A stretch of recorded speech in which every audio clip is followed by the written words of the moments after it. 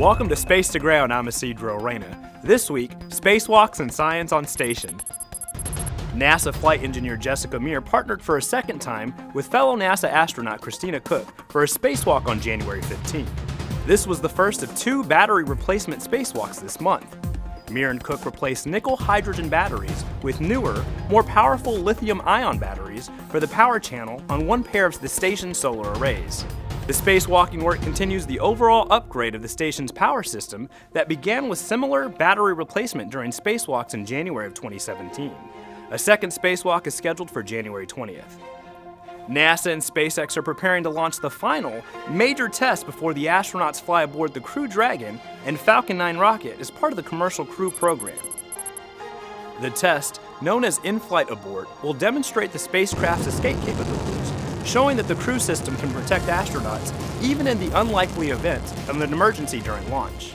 The uncrewed flight test is targeted for Saturday, January the 18th, from Launch Complex 39A in Florida. After liftoff, Falcon 9's ascent will follow a trajectory that will mimic a Crew Dragon mission to the International Space Station, matching the physical environments the rocket and spacecraft will encounter during a normal ascent. SpaceX will configure Crew Dragon to intentionally trigger a launch escape prior to 1 minute and 30 seconds into flight to demonstrate Crew Dragon's capability to safely separate from the Falcon 9 rocket during ascent. This test is designed to provide valuable data toward NASA certifying SpaceX's crew transportation system for carrying astronauts to and from the International Space Station. NASA flight engineer Andrew Morgan and Commander Luca Parmitano of the European Space Agency were on science duty this week.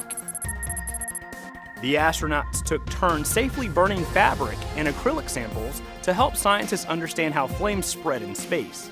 Understanding how flames spread in microgravity in confined spaces of different shapes enables the development of numerical models that allow designers and planners to anticipate fire behavior and create plans for preventing or extinguishing fires effectively in space. Keep sending in your questions using the hashtag AskNASA. We'll see you next week.